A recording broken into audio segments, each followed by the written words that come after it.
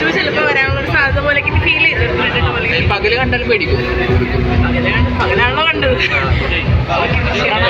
എന്താ കൂടുതൽ ഇഷ്ടപ്പെട്ട പടത്തിൽ ശരിക്കും? സൗണ്ട് എഫക്ട്സ് ഒക്കെ നല്ലതാണ്.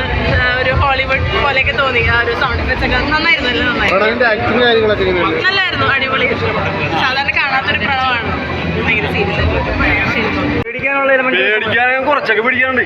ഈ പ്രണവ് എത്ര കുഴപ്പമില്ല, പേടിപ്പിച്ചിട്ടുണ്ട്? ചെറുതായിട്ട് പേടിപ്പിച്ചിട്ടുണ്ട്.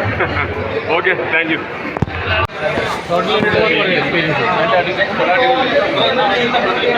അടിപൊളിയാണ്, എല്ലാം അടിപൊളിയാണ്. എല്ലാവരും പെർഫോമൻസ് അടിപൊളി, പ്രണവൊക്കെ അടിപൊളിയായിട്ട്.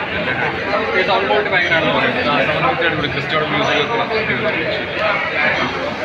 തിയേറ്റർ വാച്ച് ഫസ്റ്റ് തിയേറ്റർ ഫോണിൽ കണ്ടെന്ന് വെച്ചത്. സൈലൻസ് ഒക്കെ നല്ലപോലെ സൗണ്ട് അടിപൊളി ഒന്നും പറയില്ല. ഒരു ഇംഗ്ലീഷ് ടച്ച് സിനിമ ഉണ്ടായിരുന്നു. ഈ അറ്റ്മോസിൽ കാണുമ്പോൾ ഇതിന്റെ സൗണ്ട് എഫക്റ്റ് 4K ഒക്കെ ആണോ?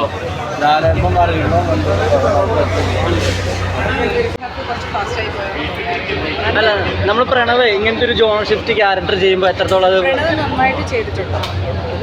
പിന്നെ നമുക്ക് ഇതിനുള്ള എക്സാമ്പിൾ എന്ന് പറയുമ്പോൾ ഭൂതകാല ഭ്രമയോഗമൊക്കെ ചെയ്ത ഡയറക്ടറാണല്ലോ. ആ ഒരു വേറെ എക്സാമ്പിളായിട്ട് ഒന്നും വെക്കാൻ പറ്റില്ല. പുള്ളിയുടെ തന്നെ ഫിലിം എടുത്തു കഴിഞ്ഞാൽ മൂന്നാമത് നിൽക്കും. ആ ഒരു ഹൊറർ ജോണറിൽ തന്നെ ഒരു ജോണർ ഷിഫ്റ്റ് ചെയ്യുന്ന പോലെയാണോ സംഭവം? എങ്ങനെ പറയണമെന്ന് അറിയില്ല. ഭൂതകാലം, പ്രവയുഗം അത് കഴിഞ്ഞിട്ടാണ് ഇത് വരുന്നത്. അത്രേ എനിക്ക് പറയാനുള്ളത്. തിയേറ്റർ എക്സ്പീരിയൻസ് എങ്ങനെയുണ്ട്? നല്ല അതായത് ഞാൻ പറയുന്നത് മലയാളത്തിൽ ഇത്തരം സിനിമകൾ കുറവല്ലേ വന്നത്.